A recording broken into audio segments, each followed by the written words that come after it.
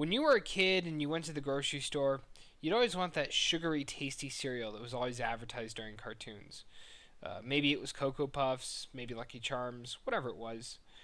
Sometimes, though, your parents didn't get you the cereal on TV because they didn't give a shit. They grabbed some generic shit off the shelf like Raisin Bran and move on. You complain because it's about as boring and mediocre as it gets, but your parents says, tough shit, you're eating that for breakfast. See, Joe Flacco is the Raisin Bran of quarterbacks. In fact, it doesn't stop there, because the whole Ravens offense is the Raisin Bran of offenses in the NFL. If it wasn't for the fact that the Ravens have a monster defense and the Broncos offense has looked like absolute shit so far, I'd be pretty fucking confident about this game.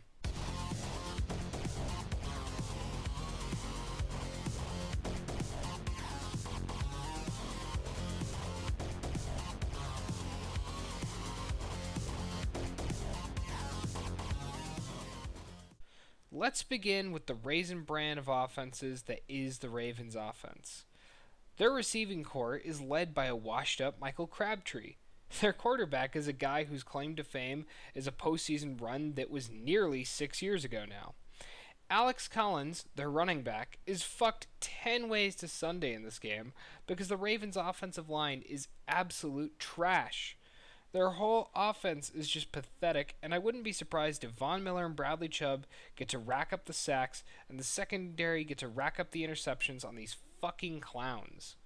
The truth is, the defense is the heart of the Ravens. This is why this is a team to be reckoned with. The defensive line is absolutely loaded, led by veterans Brandon Williams at nose tackle and Terrell Suggs at right outside linebacker, and bolstered by young guys like Chris Wormley, Brent Urban, Michael Pierce. It's hard to imagine, with all those guys up there at the defensive line, that the Broncos will get much breathing room against these guys. In fact, I wouldn't be surprised if Phillip Lindsay and Royce Freeman struggled to get 120 yards against this team. This is just not going to be that easy. You know, the Ravens are a little weak at inside linebacker right now because Mosley's injured, but beyond that, this defense is fucking nasty. And the secondary is also really impressive. At the cornerback spot, it's held down by veteran Brandon Carr and the young but deadly Marlon Humphrey. I think Humphrey will likely be guarding Emmanuel Sanders the whole game, so either Emmanuel Sanders is going to need to figure out how to win these battles against him, or Demaryius Thomas is going to really need to step it up. See, Brandon Carr is talented, but I think he can be more easily exploited than Humphrey right now, and as such, Demaryius Thomas has a greater chance than Emmanuel Sanders of having a big game, because Marlon Humphrey is scary, even though he's very new into this league, but Demaryius Thomas has got to stop dropping balls. He's got to step up. We've not really seen the real Demaryius Thomas yet so far this season. And on top of that, their safeties are also really scary. They've got veteran Tony Jefferson at strong safety, and in my opinion, a future Hall of Famer in Eric Weddle at free safety. Compared to weeks 1 and 2, this is going to be a much more difficult game for Case Keenum. If the Broncos really are to win this game, Case Keenum really needs to step it up and become the quarterback we signed him to be. He can't have a careless decision. This defense is just too good to let him get away with it. We've seen Emmanuel Sanders shine this season, but we are still really waiting to see a full game out of Demaryius Thomas. And we're going to need all of these things in order to beat the Ravens. We're also going to need the offensive line to step up even more. Because right now, we're not even sure who's starting at right tackle. It could be Jared Valdir or Billy Turner. And no matter who it is, we're going to need to see a big performance from whomever. Because this Ravens defense is absolutely fucking terrifying. The last thing we're going to need is for the defense to continue their string of quality performances. We cannot afford to go against such a strong defense and for our own defense to absolutely lay a fucking egg. We just can't afford it. This is the week where we find out who Case Keenum is. Is Case Keenum going to be the Denver Broncos franchise quarterback for a few years to come, or is he going to be some free agent bust who we bench later this season or early next season?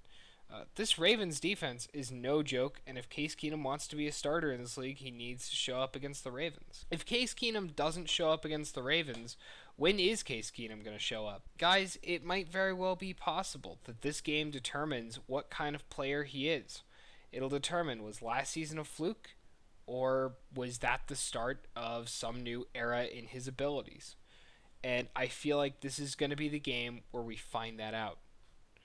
If Case Keenum gets the protection he needs and shows up, then we'll wipe the floor with this fucking Raisin Brand team. If he continues his inconsistent play, we'll probably lose this game. But here's the promise I make. If Case Keenum throws for 4 touchdowns, no interceptions, and the Broncos win, I'll buy a fucking Case Keenum jersey. I will be all on board the Case Keenum train. But until then, I'm still skeptical of his play. Ultimately, it's hard to tell who's going to win this game, but personally I think it's going to be the Denver Broncos. I think the Broncos want to make a statement, and they want to make a statement specifically to Kansas City. That when Kansas City comes here next week, right, and they come in here and they're playing on Monday Night Football, we're not going to lay down, and that they're going to have a fight. I think that that's what the Broncos will aim to prove. So I'll take a Broncos win. Don't I crispy, shorn, and shaven, thou? I said, But sure, no craven, ghastly, grim, and ancient raven wandering from the nightly shore. Tell me what thy lordly name is on the nice Plutonian shore. quoth the raven. Eat my short.